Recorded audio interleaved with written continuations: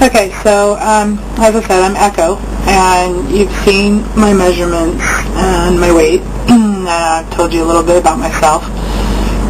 Basically, the reason I'm doing this, I'm going to try to make this kind of short, is right before September of 2010, I was out shopping, and we were supposed to be shopping for a wedding outfit, so I could go to a friend's wedding, well, my husband's friend's wedding.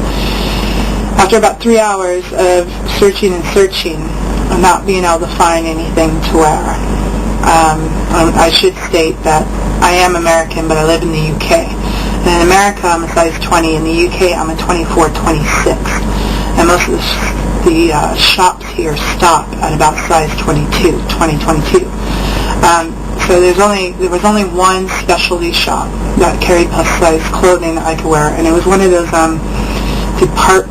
departmental catalog-type shops, you know, the really expensive ones.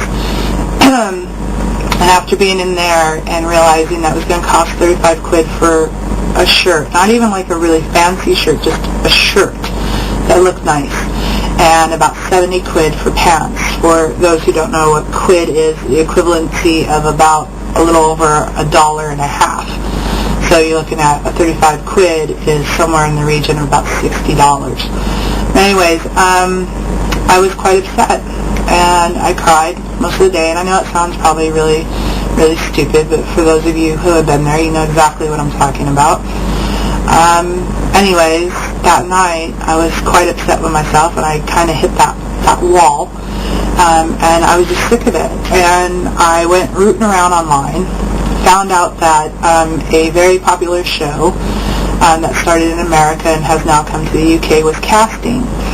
And I can't say the name of the show, I don't think, but basically it's a show where they see who can lose the biggest amount of weight. So I applied, and about 2 days later I got a call, and the woman was really gung-ho about me. I mean, she had convinced me within the first 5 minutes that she was talking to me that I was on my way, and I thought, oh my God, you know, I was still a lady. I was like, yes, I'm going to get it, you know, done and changed. And she was telling me it's going to be hard work. You can be gone for 2 months. I'm like, I don't care. You know, I just want somebody to kick my butt into gear. And I know what needs to be done, but knowing and doing, especially if you don't see, you know, it's not even an American thing. I think it's a human thing. If you don't see immediate satisfaction from stuff, you become bored of it, tired of it, you know, frustrated with it, and that's what most diet's downfall is. But anyways, as she was talking to me, she started asking me some kind of personal questions. And it was an off day, and I had been extremely stressed. I had been searching for a job for about 5 months prior to this phone call. And needless to say, I was turned down quite a bit, and I am quite convinced that my weight had to do with it. I had at least 2 jobs, because when they were talking to me on the phone, they had basically said, to meet you, come in, you know, we're going to give you the job. And the minute I showed up, it was, you know, total tune change, and all of a sudden it was like, well, we have a lot of applicants and blah, blah, blah, and I know it was my weight. So anyways, everything kind of built up, and I just lost it, and I started crying, and I couldn't stop crying. For the life of me, I just couldn't stop.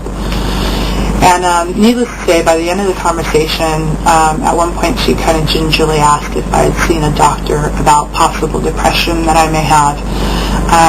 And at that time, I don't think I was depressed. I think I was just really stressed and kind of frustrated by everything that was going on. And at the end of the conversation, I knew that I had just basically cried my way out of what I thought was my last hope.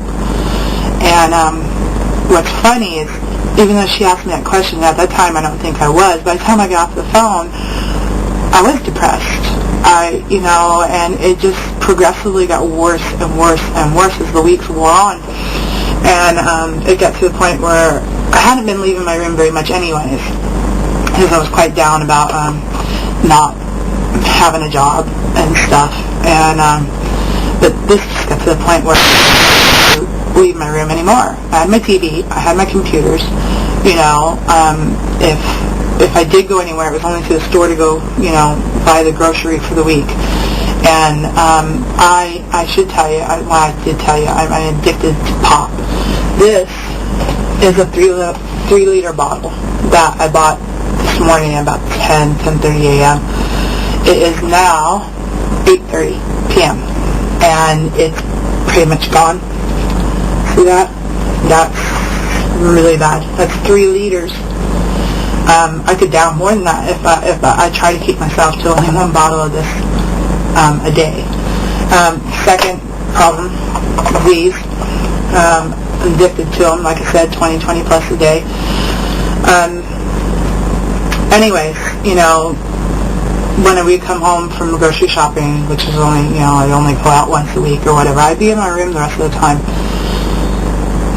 And that coupled with the way I think I was feeling and everything, I ended up getting very sick. I ended up with really bad bronchitis that wiped me out for about 3.5 weeks over the Christmas period. So Christmas didn't come for me this last year. So, yeah, it's been about a week and a half since I've started feeling better now. But during that 3.5 week period,